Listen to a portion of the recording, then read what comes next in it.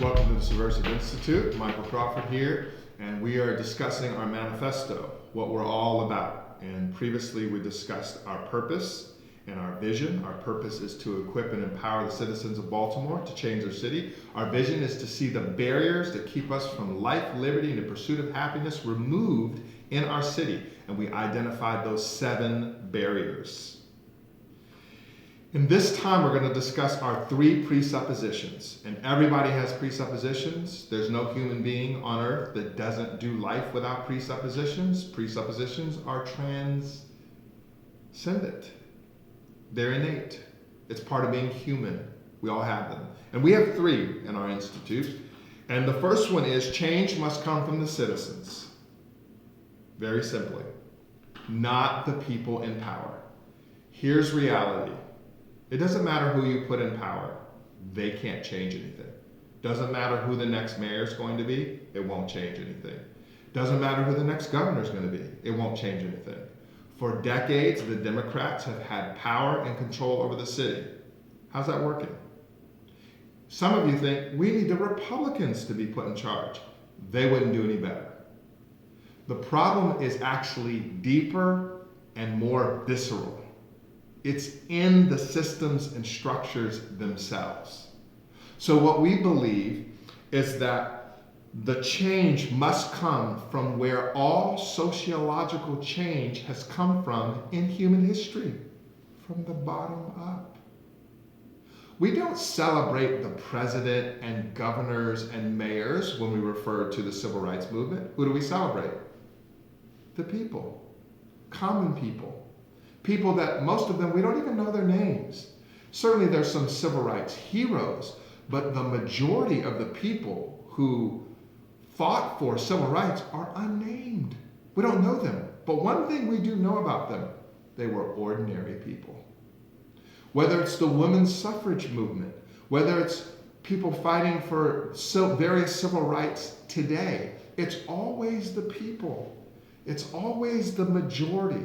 It's always from the bottom up. So what we believe is change will never happen unless it happens from the bottom up. And what that means is you are the change we're looking for, not the mayor. All of us are the change we're looking for in Baltimore City, not the city council, not those who run the school district.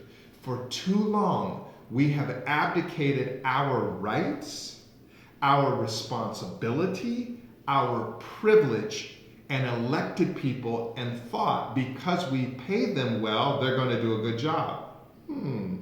How's that working? It's not working.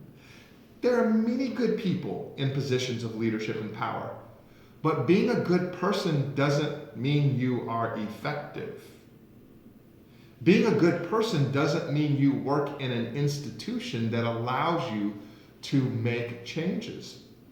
Presupposition number 1, change must come from the bottom. Presupposition number 2, it is both the right and the responsibility of the people to change the city.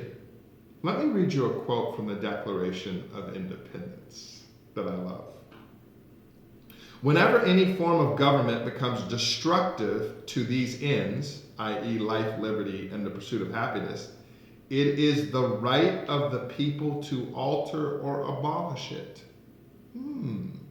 So the founders of our country felt that it was their God-given right to revolt, to be subversive, to be revolutionary, and we kind of celebrate that every year. Now we know there were horrific and,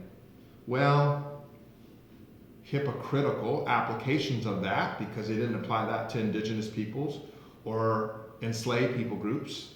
But the basis upon which they revolted against England was the basis in which they wrote in the Declaration of Independence that it's their right.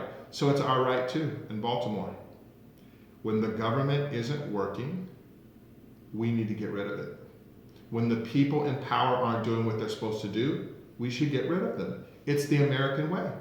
It is not only our right, it's our responsibility. And as long as we give away our right and our responsibility, then we get what we got. How's that working? It's not working.